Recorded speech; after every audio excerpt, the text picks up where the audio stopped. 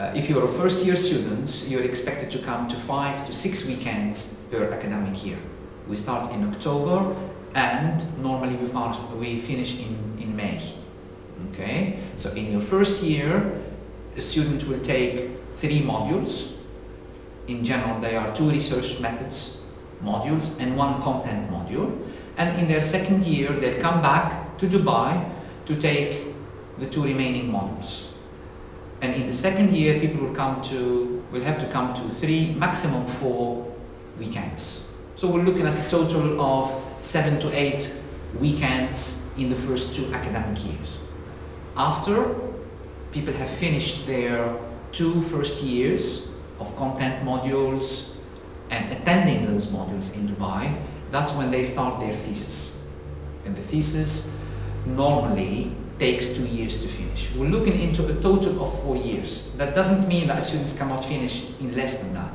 But realistically, given that people are quite busy, people have social responsibilities, a lot of our doctoral students have families and responsibilities in their countries of residence and also in their home countries. So 4 years, I'd say, is logical and it's normal to finish the degree.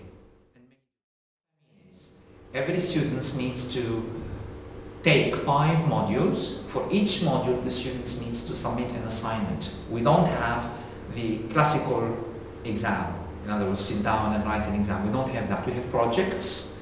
So each module you take, you need to write an assignment. The assignment varies in length between 6,000 and I think a maximum of 7,000. Many of these assignments are research-based.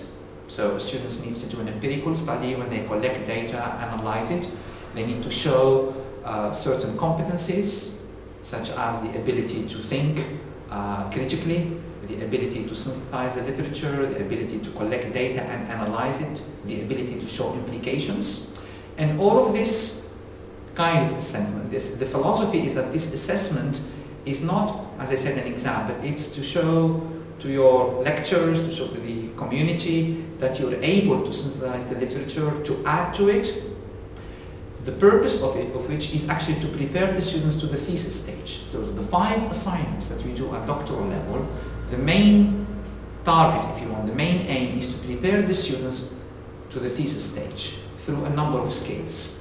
As I said, the data collection, the data analysis, the reading of the literature, the critical reading of the literature. Students need to have a voice also. So we emphasize on this. We also emphasize on the experience and the nature of the feedback that the students get from their lecture.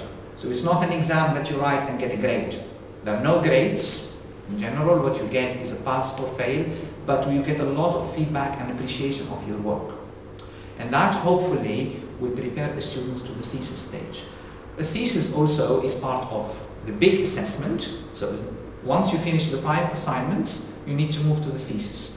At the thesis stage, the students need to be allocated 2 supervisors, and the assessment of the thesis, again, is traditional, if you want, is classical. In other words, you write your thesis and you will have a viva, which is an oral defense of your thesis, a viva examination. And there will be 2 people who will examine that viva, namely an internal examiner and an external examiner. And the criteria are quite similar to the criteria that you went through in the assignments. How solid the work is, how reliable, how valid, how it's well written, how it comes together. The thesis is the arguments flow together from point A to point B, the quality of the analysis, and the contribution to knowledge that a doctoral student is expected to make at this level.